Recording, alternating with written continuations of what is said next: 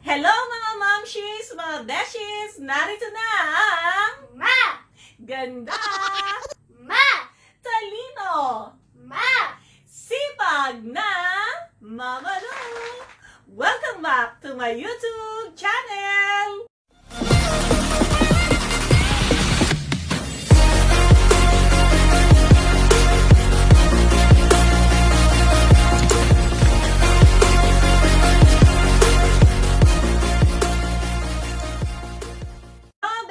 Mga mamshis, gusto niyo bang matuto kung paano magluto ng inangit with bilo-bilo?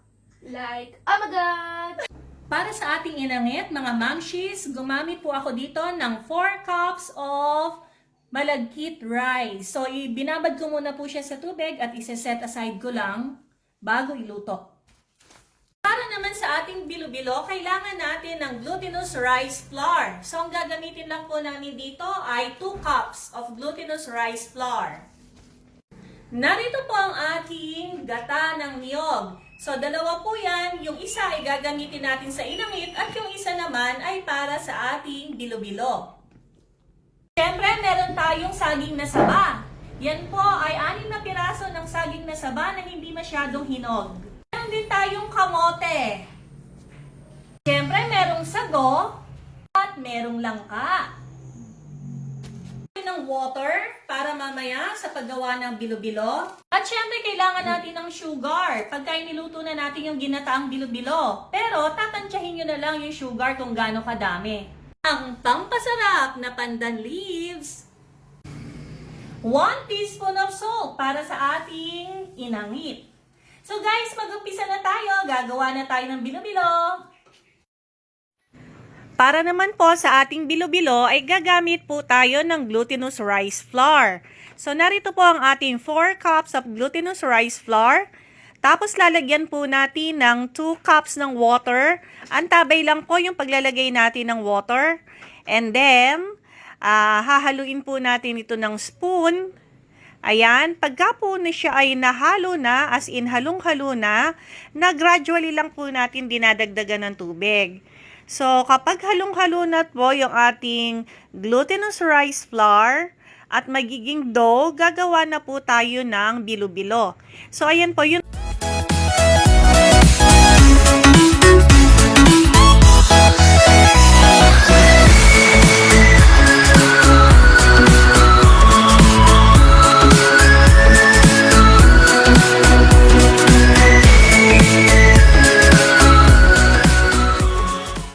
Measure para po malaman natin kung gaano kalaki or uniform ang size ng ating bilo-bilo. So, ito po gumamit lang po ako ng 1/4 teaspoon. Ayan. And then, yan po ay gagamitan po natin ng kamay and then i-form natin siyang bilog. Ayan. Ibibilog natin. Ayan. So, very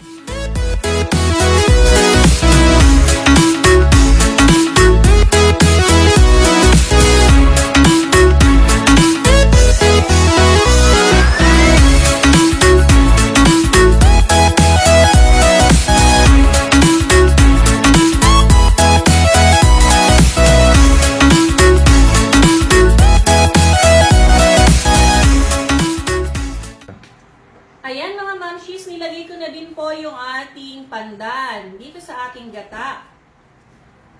Ilalagay ko na rin po yung ating salt.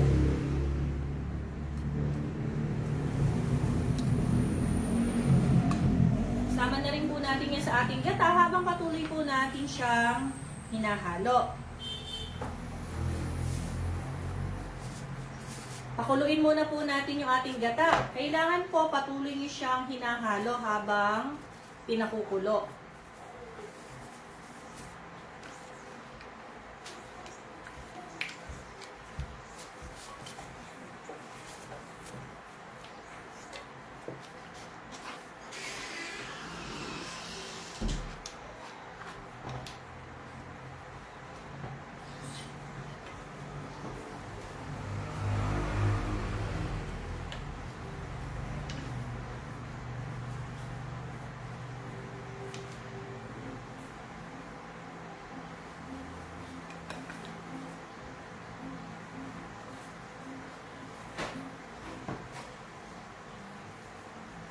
Yan. Pag medyo kumukulo na po yung ating gata, pwede na nating ilagay yung malagkit.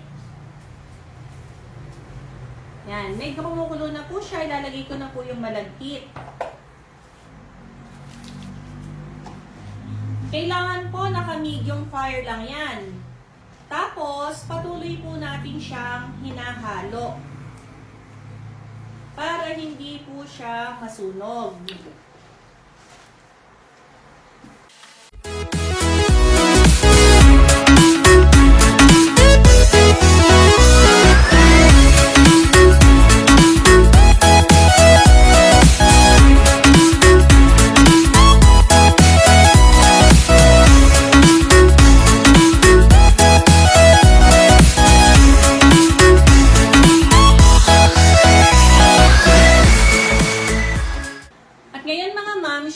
Iluluto po natin yung ating inangit sa dahon. So, maglalagay po tayo ng dahon ng saging. At dito natin iluluto yung ating inangit.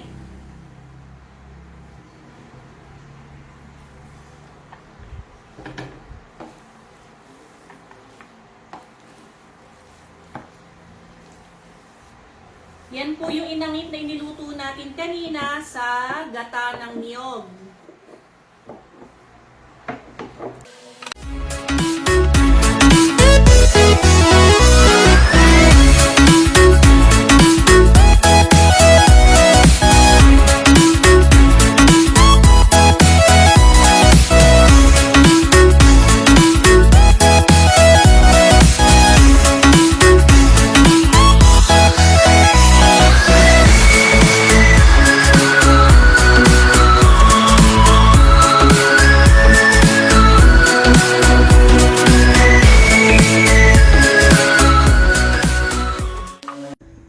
So, ayan mga mamshis, iluluto na natin yung ating bilo-bilo.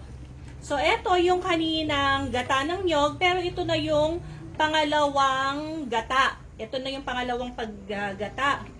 So, dadagdagan ko siya ng coconut cream kasi nagkulang tayo kanina, no? So, dadagdagan ko lang unti-unti and then lalagyan natin ng sugar. Yung paglalagay po natin ng sugar, depende dun sa panlasa natin. So, unti-untiin din po natin itong paglalagay ng sugar.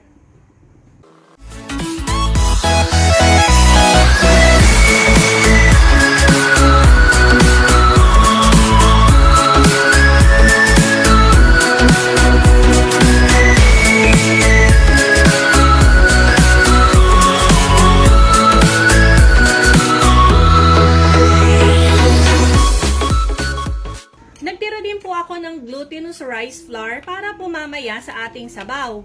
Idadagdag ko po ito para medyo malapot-lapot yung sabaw natin. Later po ito pag maluluto na.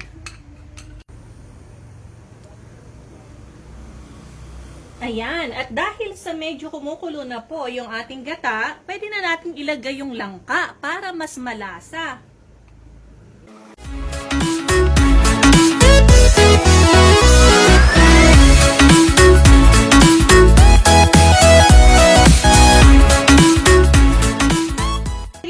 Yung kamote.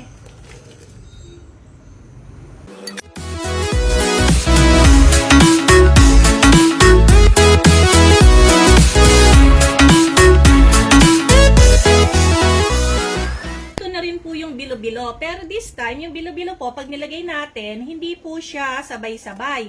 Para maiwasan natin na magdikit-dikit. So, isa-isa nyo po siyang iuhulog.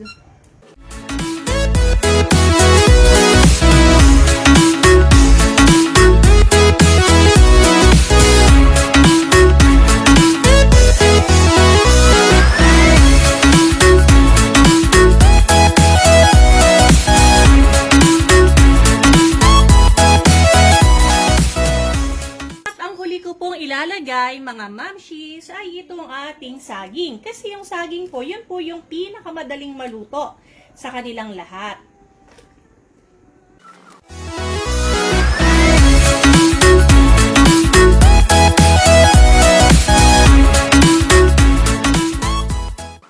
Eto na po yung ating inangit.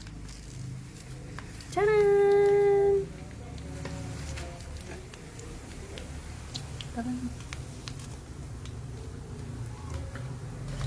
At eto naman ang ating bilo-bilo.